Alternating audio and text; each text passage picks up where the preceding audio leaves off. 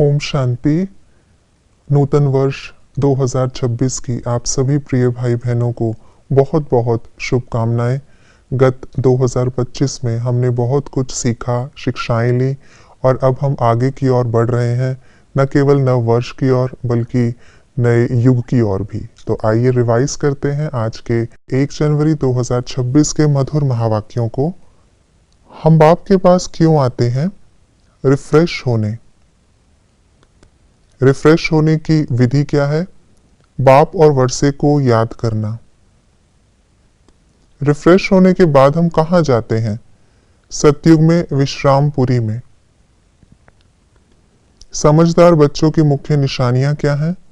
अपार खुशी में रहते, दूसरों को पारस बुद्धि बनाते, बाप का परिचय देने बिगर रह नहीं सकते। खुशी किनको नहीं रहती? जो बुद्धू हैं। कौन सी बात अच्छी रीति याद रहनी चाहिए? हमारी आत्मा का बाप पारलौकिक है, वही पतित पावन है। रावण का श्राप मिलने से क्या क्या खत्म हो जाता है? धन, सुख, शांति, पवित्रता। देवता से मनुष्य बनने का कारण क्या है? 5 विकारों में आना। सच्चे स्नेह का रिस्पॉन्ड क्या है? संगठन में एक ने कहा, दूसरे ने माना। सतयुग में एक राज्य की स्थापना का आधार क्या है? एकमत और एकरस स्थिति के संस्कार। सफल योगी कौन है? कर्म और योग का बैलेंस रखने वाले। बाप दादा की चाहना क्या है? मेरा एक एक बच्चा मुक्ति जीवन मुक्ति के वर्षे का अधिकारी बने। कोई बंधन खींचे तो क्या करना है? कारण सोचो और निवारण करो। किसको क्या कहा जाता है? श्रेष्ठ को श्री, सत्युगी संप्रदाय को श्रेष्ठ, विश्राम में रहने को शांत में रहना, पारस बुद्धि बनने वाले को समझदार, मनुष्य सृष्टि रूपी झाड़ को वैरायटी झाड़, जब लक्ष्मी नारायण का राज्य था उस भारत को परिस्तान। आज की मुरली के अनुसार कॉन्ट्रास्ट की बातें इस प्रकार हैं। माया श्राप देती, बाप वर्षा देते। सतयुग में देहली परिस्तान थी, अभी देहली कब्रिस्तान है। रावण राज्य में सब मनुष्य हैं, राम राज्य में सब देवताएं हैं।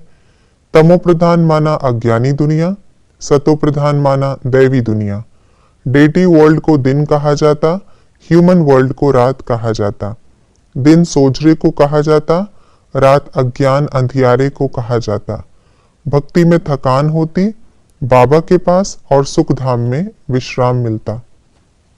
हमें किन बातों की धारणा करनी है?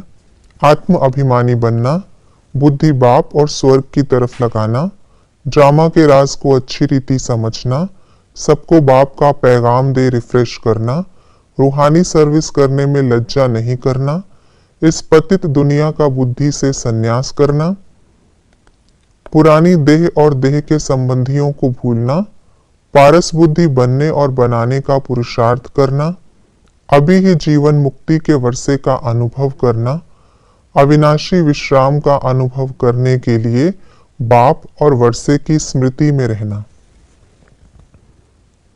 ये थी आज की मुरली की विशेष बातें। जैसे बाबा ने हमें ज्ञान सुनाकर रिफ्रेश किया है, ऐसे हमारा भी कर्तव्य बनता है कि अन्य आत्माओं को बाप का परिचय दे, उनकी थकान मिटाए, रिफ्रेश करें। ओम शांति।